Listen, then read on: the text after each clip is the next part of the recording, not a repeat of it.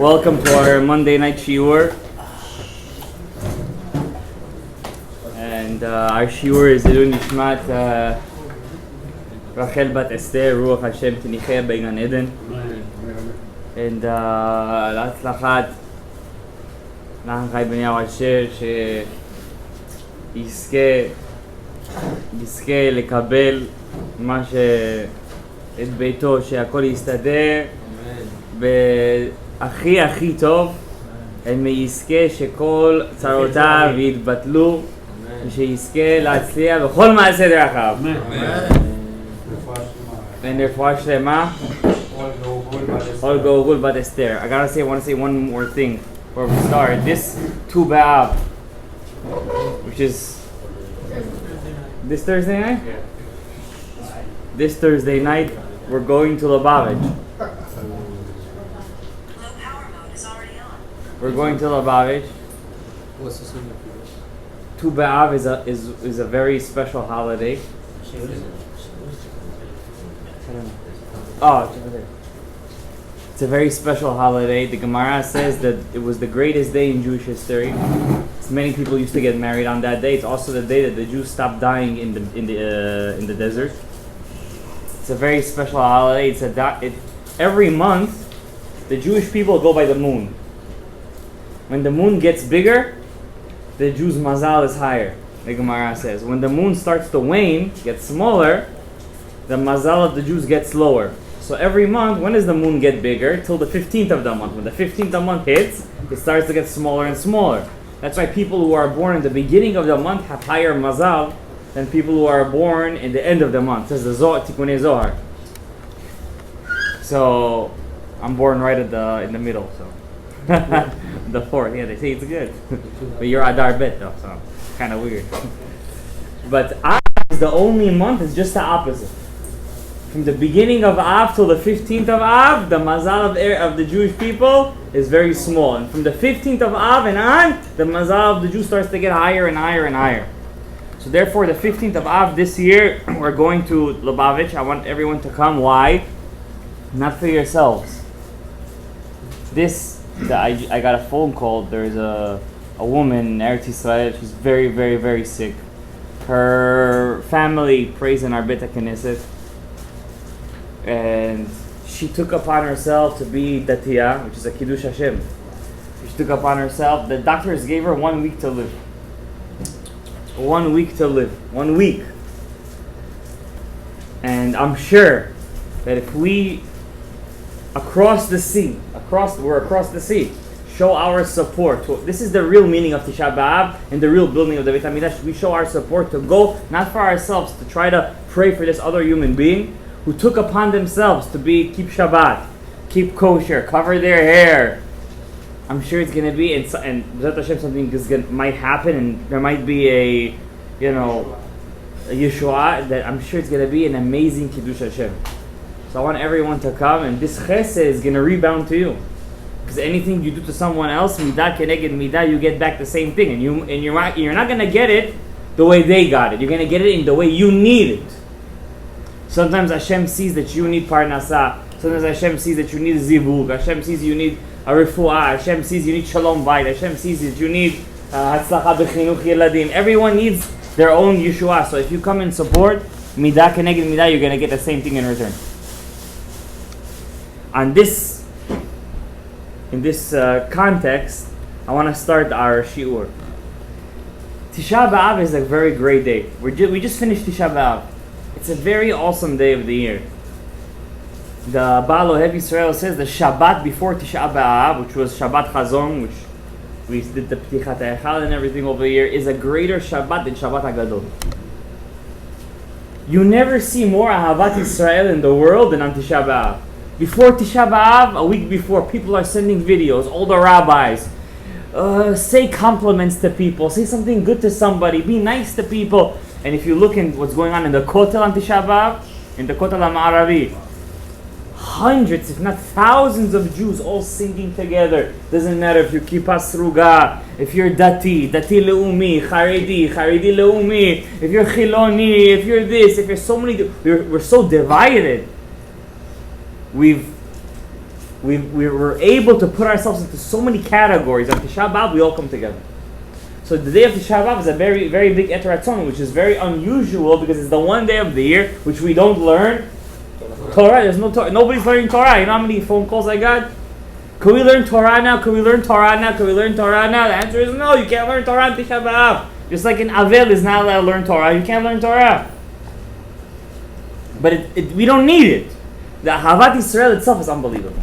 So how do we take that message of Tisha B'Av, and not just for one day of the year? How do we take that message and take it for the whole year?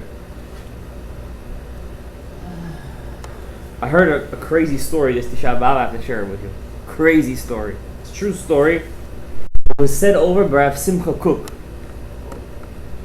one of the Rav Rashids in Eretz Israel back in the day. This was said over to him, the story, by the doctor who experienced it firsthand. This story. I mean, it's not second hand, third hand, fourth hand. You know how the stories, they just start to evolve, you know? First hand, the doctor that this happened to, he said it to the Rav. And he said like this. He said, I want an answer for the story that I'm about to tell you, which I experienced firsthand being a doctor, being a surgeon. He said, I work in a hospital in Eretz Israel, and one day comes in a guy over the age of 90. You know, you ever go to a levayat to somebody over the age of 90? Barely anyone cries already. The sons are, you know, the guy lived his life. I mean, what do you want? I mean, yeah, we lost someone, but 90. This guy was over the age of 100. His kids bring him to the hospital, and he has pneumonia. Now, I don't know, you guys know what pneumonia is, right? It's kind of disease that hits the lungs. It's got infection to the lungs. All of the lungs. So for younger people, you give them a couple of antibiotics, some oxygen. Shalom Israel. But to a person who's elderly, it's deadly. Mamach deadly. Rav Nisim Yagen Zatzal, he died from pneumonia. You know that. Passed away. His official cause of death was pneumonia. Which is crazy. I mean, in our day and age, we don't know how to cure. For somebody who's old, his lungs are already failing, a little. Yeah, it doesn't take that much. This guy, could you believe, is over the age of 100. He comes to the hospital with pneumonia. They give the guy antibiotics, they pump him with antibiotics, and they hope for the best. And, Baruch Hashem, after the medication, they see a hishtaprut, something good is happening. They see the vitals are working, everything is good, the heartbeat is working good, their lungs are good, the guy is breathing good, give him some oxygen. The doctors tell the family, listen, we're going to keep him, since he's an elderly man, we're going to keep him over here, Avram, for a couple of days of observation. After a couple of days, you can take him home, Baruch Hashem. The day they were supposed to let him out of the hospital, suddenly, all of his vitals start to crash. 180 degrees. Right away, they call the family, they start to do recitation, they start to pump his heart, this, that, nothing works. The doctor calls, he had 3 sons, calls him in. He said, listen, it's not looking good. Come in, over the age of 100. Oh, but he was doing good. Suddenly, 180 degrees. Everything starts to fail. Just come, say goodbye to your father. So what can you do? Listen, the guy's over the age of 100. Didn't work. We hope for the best, but it didn't. Come inside. Could you please, Abba, forgive us? What do you tell that person? The guy can't see, can't hear, breathe. And everything flatlines. Mamash, in one shot. In Israel, it's not like America. America, how many doctors does it take to write the signed certificate of death? 1. Over here, it's 1. In Israel, you need 3 doctors. 3 doctors come in, they see this guy, Kaddish al Israel, they sign the death certificate. 15 minutes later, the guy wakes up. The doctor was in the room. The one who signed his certificate was in the room. The one who started telling over the story to Rav Kook. I was in the room when he woke up. Because I almost got a heart attack. He says, "Doctor, where are you going?" He's like, "Somebody speak? What's happening?" He said, "Why are you leaving the room? I need, help me." He said, "You're awake?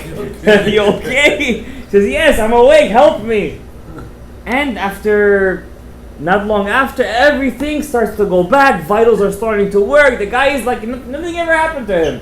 Came back to life. Baruch atah Hashem b'chayei hametim.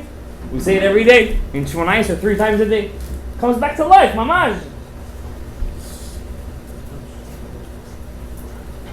So they keep him in the hospital for another couple of days. The son's already called the Chevra Kadisha. They had to call, they had to cancel.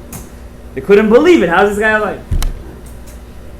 After a couple of days, the man is already walking. He's okay. They're already sending him out of the hospital. The doctor couldn't help himself. He was a Chiloni, not an observant. He goes to the old man. He says to him, "I never seen such a thing before in my life. How in the world did you were dead? Not one doctor said you were dead. Not 2. 3 doctors said that you were dead. You flatlined. We tried to pump your heart. You were dead." He said, "I'll tell you what happened." He said, "You're right, I was dead. I was dead, I was cold. And no, I'm going to prove to you that I was dead. I remember seeing you sign the death certificate while you signed it. My neshama left my body and I was hovering in the room while you and the 3, and I can even name the other 2 doctors that were there that signed the certificate." I went up to Shamayim and I stood in front of a Beit Din. A Jew, when he passes away, he doesn't, Gehenom, Gan Eden. First you go to a Beit Din. First stop, Beit Din. There's no putting it in a nice way. This is the first thing that happens to a person who passes away. Beit Din. Now there are certain levels of the Beit Din. There's the lowest level of the Beit Din. You stand in front of 3 judges. These were Rabbanim who passed away already from your Shorish Neshama. He stood in front of them. Before you start to be judged, they show you your whole life. Everything. They show you 3 screens. First screen, Avram, they show you your whole life. Second screen, they show you what you were thinking while you were doing everything. That's the worst one. And the third screen is what you could have been. That's the worst one. That is, some say that is gay, but it's not. So they show him all 3, and guess what? This guy was pretty much a tzaddik. He was a pretty stark guy. He was stark. They see him, and he sees his life, and he says, "Listen, I'm pretty good. I'm a tzaddik. I need to eat." But there were some couple of things, how you say, Great. He could have done it better. Some ben adam lechaveiro, he should have apologized to a person, he should have this, he should have returned some money. So before the Beit Din had a chance to speak, he started to speak. Chatzuf! How could you speak in front of the Beit Din? He tells them, "Guys, wait. Just look at my track record. I'm a pretty good track record. Let me go back down. Give me a year. Give me 2 years. Let me finish what I have to do. Then you take me." Yeah. The Beit Din says, "Jonah, it doesn't work like that over here. You don't get to decide when you're going up, when you're going down. Your Gzar Din was done. There's a special malach in Shamayim. He's called Malach Safrikel. Everything that happens in this world, he has to sign off first. How does he do it? He's not Hashem. He can't sign on a million things at one time. Every day, in the beginning of the day, before your neshama comes down, he signs off on everything. On all your tests that are going to happen. He's called a Sofer Beit Din. He's such a high angel, such a high level angel. When Rabbi Yehuda Ptaya used to fix the dibukim, once he sent a neshama of a man called Yehuda ben Yonah up there. He told him, I want you to bow down to 3 people. When you go, he asked a couple of questions to the Beit Din. I want you to bow down to 3 entities. First bow down to Hashem, then bow down to the Beit Din, then bow down 4. Bow down to Mashiach, then I want you to bow down to this Malach, Safrikil. Very high level Malach, to the point when we say in Aseret Yemei Tshuva, we don't say Oseh Shalom Bimroma. What do we say? Oseh Ha-Shalom Bimroma. What's Ha-Shalom? Gematria Safrikil, says the Ari. So this angel will sign up to us to the good. So he says, listen, you guys, you can't decide when you want to go up, come down. You're dead. Finito. Ciao. Da svidania. He said, listen, look at my track record over here. I never missed minyan in my life. The Gemara says in Masechet Shabbat, whoever wants to live a long life should go to shul every day. The earlier you go, the better. The longer life you'll live. The Gemara says that there was once an old lady. She was so old, but she still was able to walk to shul every day. Her legs still worked. She was over the age of 100. She went to Rabbi Yossi. She said, listen, I don't want to live anymore. There's nothing left for me to live. I've seen my kids' death, my grandkids' death. I don't want to live no more. So Rabbi Yossi asked her, what mitzvah did you do in your life? Tell me one mitzvah. Keep Shabbat. No, everyone keeps Shabbat. I don't know, wear Kisui Rosh. Yeah, Kisui Rosh. What mitzvah did you really keep well? Because I never missed a day in shul. So he told her, stop going to shul. After 3 days, she passed away. Person who wants to see Gulat a long life, straight to Gemara Masechet Shabbat. Go to Bet Knesset, make a minyan. If you're one of the first 10, oho, matov umanaim shevet achim gam yachad. So he says to the Beit Din, listen, look at me, I'm the best. He says, listen, you're a tzaddik, you're going to go to a little bit in Gehenom to clean you, and that's it. Gan Eden, what do you care? 1 week, 2 weeks, you're done. Before they send them off, inside that Beit Din comes somebody. Who is this? His friend. His friend walks in from Gan Eden. This is a true story of Simcha Cook said this story. His friend said, I know this guy, he said. Because I was his friend for 37 years. And I could attest that this guy never missed minyan. In 37 years, Shaharit, Mincha, Arabit, he never missed minyan. Give him another chance. Because listen, there's no advocat over here. There's no lawyers over here. This is Olam HaEmet. His time is done. The Malach signed off. Signed off. In comes another person. I was the Rav of that Bet Knesset, which this guy used to pray in. And I could attest to the fact that this guy never ever looked down on any Jew that walked through the doors of the Bet Knesset. If he came in with no kippah, if he came in with a kippah, if he came with a kippah sruga, if he came in with those small kippahs like a zayit, they wear like it's a kazayit, it's mitzvah chova. If he comes in with no tzitzit, if he comes in with a tattoo, if he comes in like this guy, the Rav says, never ever looked down on any Jew, form, size, color of skin, Ethiopian, Bukharian, Georgian, Ashkenazi, Hasidic, Satmar, Vizhnitz, Chabad, Breslev, peot this big, peot that big, peot surrounding the ear, peot tied to the head. No matter what, he always welcomed the guy to the Bet Knesset. Oh. Eta drugoivish. This is something else already. This is something new. Now we're talking. This is something we could work with. If they looked back on his record and they saw he was really a person of Ahavat Israel. You know what Ahavat Israel is, guys? We think, please, without any interruptions for 1 minute, we think We have Ahava Israel. We invite people to our houses. We donate to organizations. We give money in tzedakah. Can I tell you guys a secret? All those hachnasat orchim, donations, it's not true Ahava Israel. Because all those things that we give to the places that we want to give to. We invite the people to our house for good compania.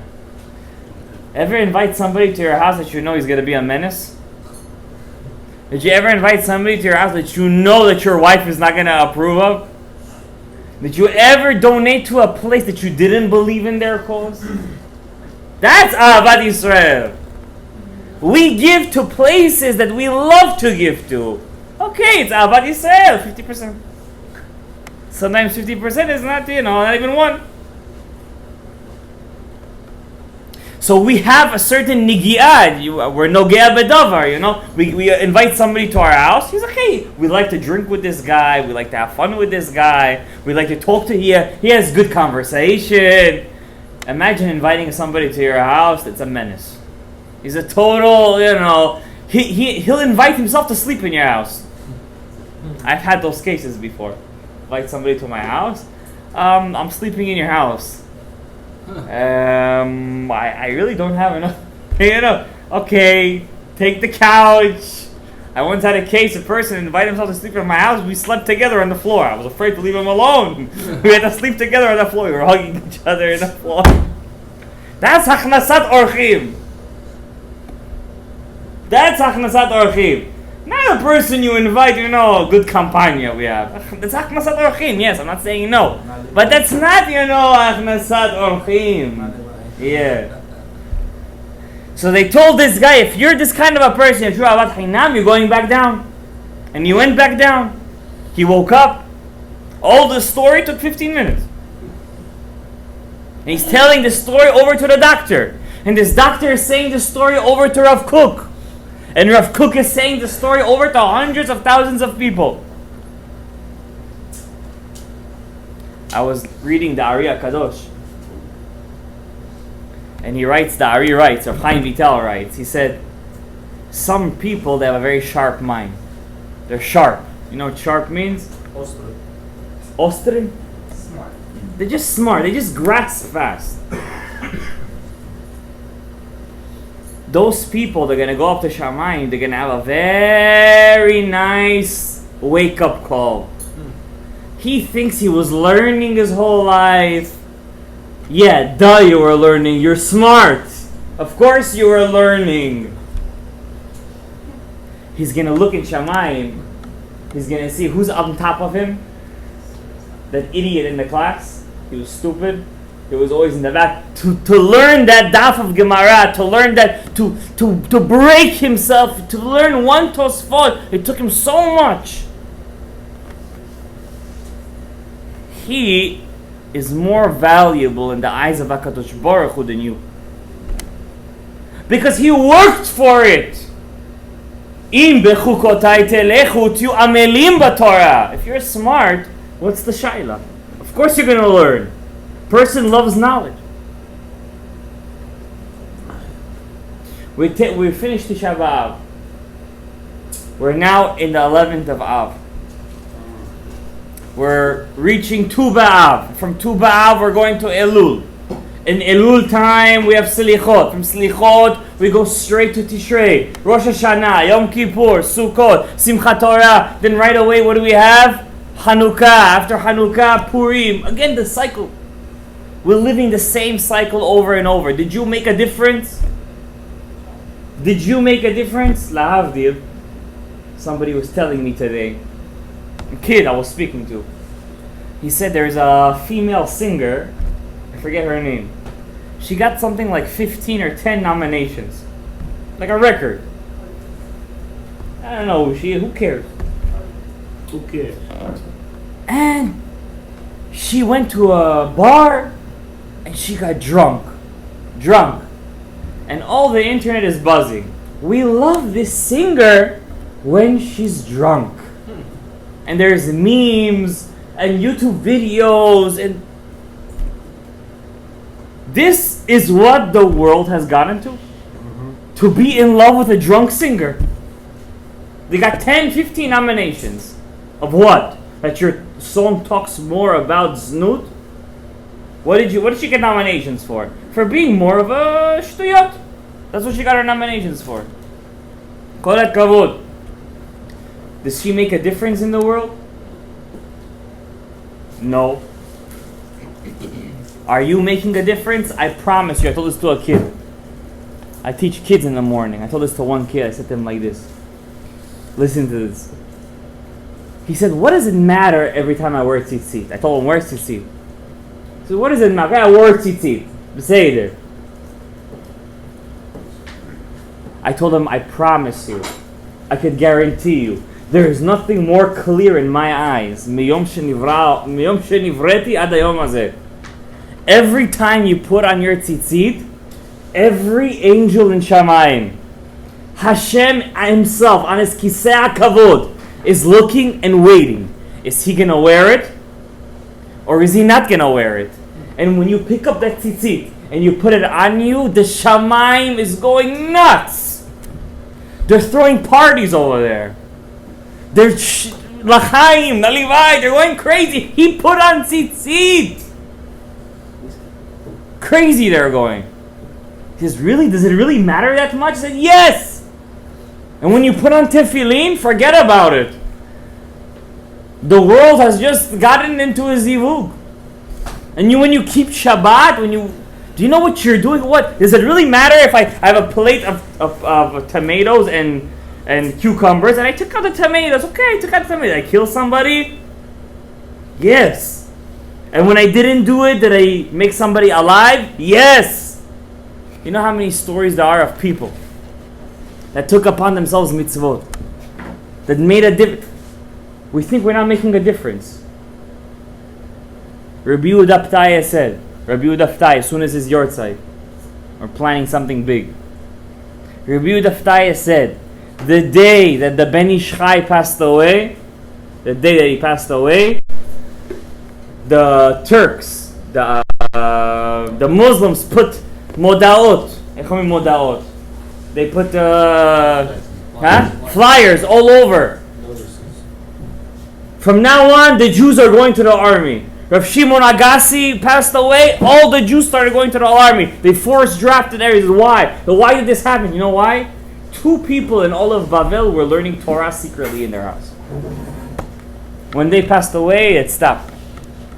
There were 2 people, they learned not for kavod. They learned just for L'Shem Shamayim. Mamash, L'Shem Shamayim. The Ben Ish Chai was in jail. As soon as his yortzeit too. He was in jail for 30 days. After he came out of jail, he was afraid that it was a chilul Hashem that he was in jail. For 7 years, he didn't give a shiur in public. Thank you. For 7 years, he didn't give a shiur in public. You guys know that? Ben Ish Chai, after he came out of jail, 7 years he didn't give a shiur. He didn't give. You know why? He says, maybe it was a chilul Hashem that I went to jail. I'm not a Ben Ish Chai. I'm not talking about. I'm talking about the Ben Ish Chai. 30 days. In his level, he don't know. He knew he didn't make any avera. The people, they made on him a false accusation. They put him in jail for 30 days.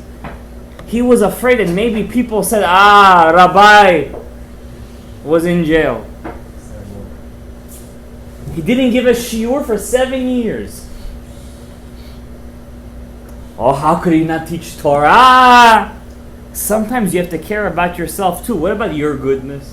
What about your aliyah b'Torah? What about your aliyah b'mitzvot? What message are you taking from Tisha B'Av? I want to tell you one more story. This story I read today, I tasted the sweetness when I read this story. There was a Rav. When I say a Rav, I don't say Rabbi. Rabbi is for reforms. There was a Rav. You see that book, Shulchan Aruch over there? Every Shulchan Aruch you open, you're going to see on the right side or left side of the page, the Taz. Taz is one of the main commentaries on the Shulchan Aruch, Code of Jewish Law. The TORAH, it was written by a Rav called Rav David Segal. At a young age, his father Shmuel passed away. He was taught by his brother Yitzchak. Now, if his brother taught him Torah, who was greater? The brother or The older brother or the younger brother? Obviously the older brother, but he never wrote anything. This Rav David Segal, when he was 15 years old, he knew all three Baba Kama, Baba Metzia, and Baba Batra by heart with all the Tosfot. Those are the hardest Babas. They're the Babas. He knew them all by. He was so smart that the greatest rabbi of the generation, Rav Yoel Sirkish, the Bach, when the Chida says when he passed away, you could hear the herald in Shamayim said everyone welcomed the Bach to Shamayim. He chose him as a son-in-law. In Krakow. The Bach was a Rav in Krakow. Poland, yes, Krakow. Where the Ramah was once a Rav. And he was a Rav, and he got married, he had kids. He was very successful because his father used to pay all of his bills. So he was learning. He didn't worry about a thing. His father-in-law was very rich. The Bach was extremely rich to the point where people used to wonder, how is a person a rabbi and he's so rich? Not only is he a Rav, he's the greatest Rav of Europe. How? Usually Ravs are not so, they have to work for their piece of bread, yeah? No, he was successful in business. The Bach. In fact, we learned the Bach in the Bet Yosef in the tour. The Bach is one of the greatest commentaries on the tour. Many years passed. A fire broke out. The Taz's house with all of his belongings and two of his sons died in the fire. And he wrote in his book, he says, you know why this happened to me? Because I lived on top of a shul. Hashem punished me because I lived on top of a Bet Knesset. It's not so simple to live on top of a shul. That's what he wrote. It's his words. I'm not changing even an iota of his words. The year was 1608, 1609. There was a Rasha Merusha, Yemach Shemo v'Zichro. He was Hitler. Hitler learned from him basically. His name was Chemlaneski. Yemach Shemo v'Zichro. He was a Cossack. Yes, Yemach Shemo v'Zichro. He was from Ukraine. Ukrainian man. He was a Cossack. He led a revolt. And who, of course, gets the highest... who's the scapegoat, as usual? 78 Jewish cities and villages were razed to the ground. It was estimated over 250,000 Jews were massacred in 2 years. This was before concentration camps. This was by the sword. There was a famous story that happened in Uman.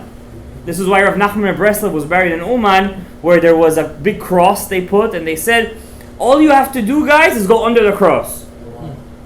And every Jew in Uman gave his life on Kiddush Hashem. First they killed the children. Then they killed, to make it hurt. The mothers should go under the cross. Then they killed the mothers. So the fathers, a father, he wants his wife, the husband. And then they killed the father. Every single one in a big trench. And Rav Nachman of Breslov, he's buried on top of that. That was the old graveyard in Uman. We were there, we were there.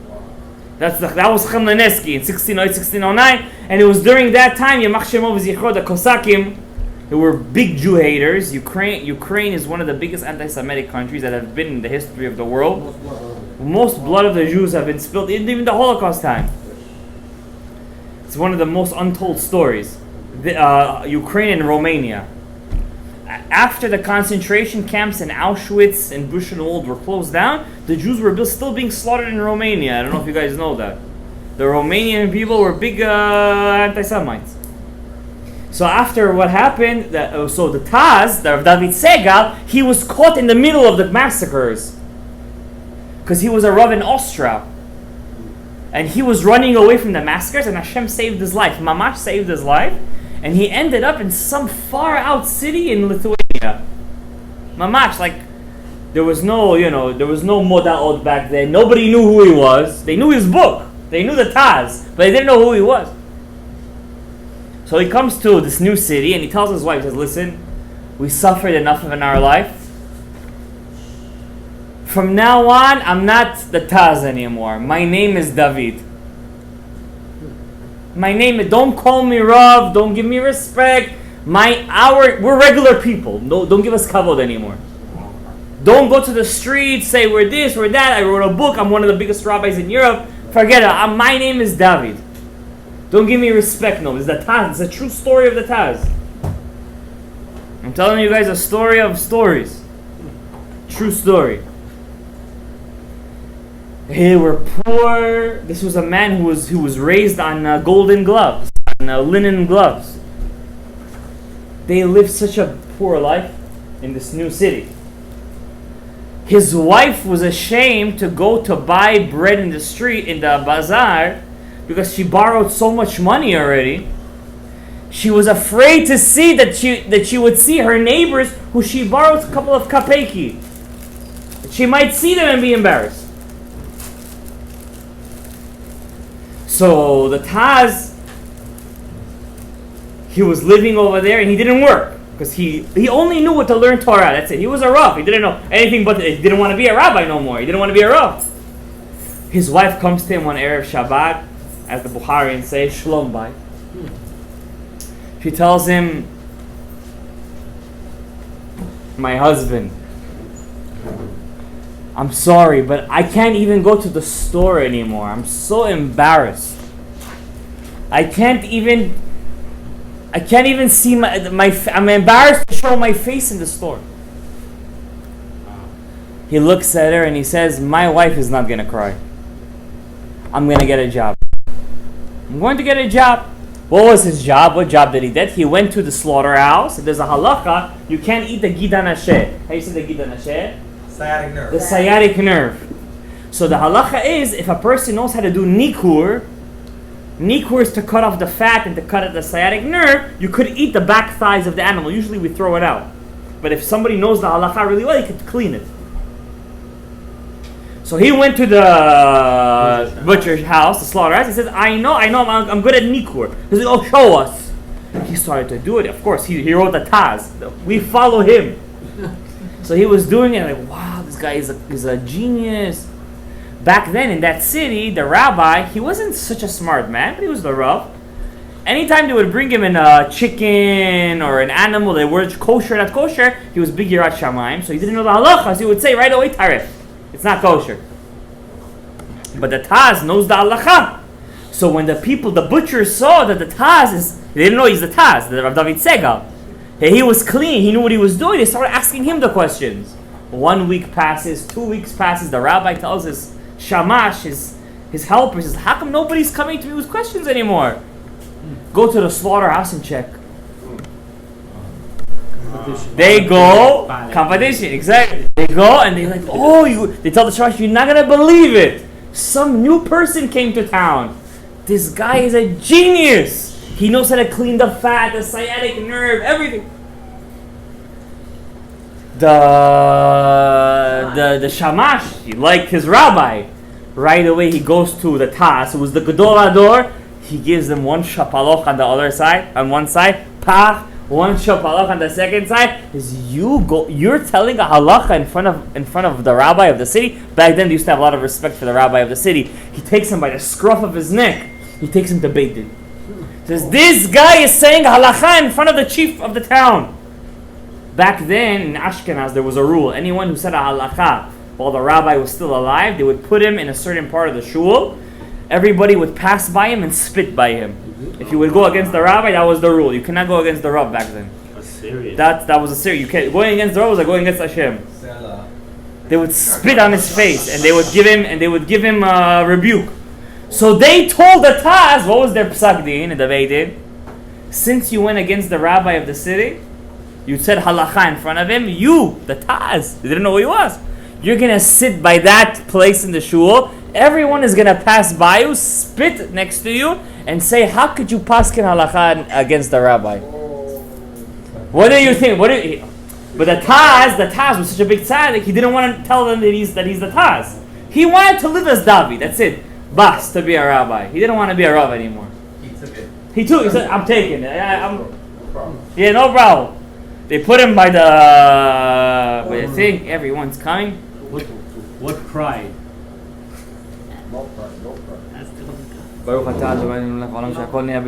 Man. They were spitting. They were this. And by sitting on that spot of the shul, you're like a minudeh. Minudeh is like excommunicated. You can't get a job. Nobody wants to talk to you. And he was like that for a week, 2 weeks. One day, it was minha. The rabbi's giving his shiur, and a girl comes in with a pot to the Bet Knesset. And the chicken, there's a halacha, if the chicken's leg gets bloated. If it's bloated, it's maybe a siman that the chicken was tarif. So she goes to the rabbi of the town and she says, she was a girl from a poor family, didn't eat in weeks. The mother happened to find the chicken, and the chicken's leg got bloated. Yeah, telefoi. She goes to the rabbi in the middle of mincha. Could you please check, is the chicken kosher or is it tarif? The rabbi looks, tarif. The poor girl started to cry. She didn't tell them that they're a poor family. She leaves the shul and she was passing by the David Segal who's standing by his corner. The halachai got spit on him, so she spit and she back. She said, "Hey, come here. Why are you crying, little girl?" Because we come from a poor family. 2 weeks, we barely ate anything. Crust. My mother happened to find a chicken. We slaughter it and look what. My mother, she said, tarif. The Taz looks at it. He's laughing inside of him. It's 100% kasher. So he tells the girl, go to the rabbi. Don't tell him I told you. Tell him, look at the book called the Taz. It's his own book. Just go, tell him to look at this book. Siman Lamed Dalet, Seif Gimel. Look at the Taz over there. He's going to see that it's kasher. But don't tell him I told you. Don't tell him. Right away, the girl runs to the rabbi. He's in the middle of his shiur. His rabbi, could you just check once in some book called the Taz? Siman Lamed Dalet, Seif Gimel. Everyone started to laugh. Kaga, what does this girl know? What's a Taz? What's a Shach? What's a Blach? But the rabbi had Yirat Shamayim. He heard the girl and he went to look. And over there, he opened the Taz. And it says over there, sometimes the bone could be bloated when you overcook it. So you puncture the bone and you see if the water is coming out, that means it's from the cooking. The rabbi does that. He sees it's kasher. He tells the girl, Mrs., who told you this? Who told you to look at the Taz? Ba, ba, ba. She says, you know that rabbi who's sitting at the side over there, everyone spits on him? It was him. What? Right away they call him. Come over here. He says, who are you? What's your name? David. David who? David. Kakoi David. David. Rabbis can't lie. David Sega. You're the Taz? Right away he bowed down on the floor. I'm sorry, I didn't know who you were. Started to cry. I had no idea. Why didn't you say who you were? He says, don't cry, get up. I wanted to live this kind of life. He took off his hat. He says, from now on, you're the rabbi of the city. He said, I don't want to be rabbi. I want to live a life of anonymity. I want to live to myself. That's it. I'm done with the rabbanut. He says, no, you're going to be the rabbi. And they made him the rabbi of the city. He comes home that day. His wife said, so much we suffered in our house. For one chicken bone, you made yourself known. I was suffering all this time. Whoa. What's the shot?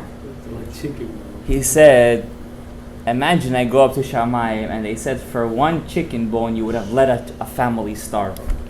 Just because you didn't want to say your name. What would I have said in Shamayim?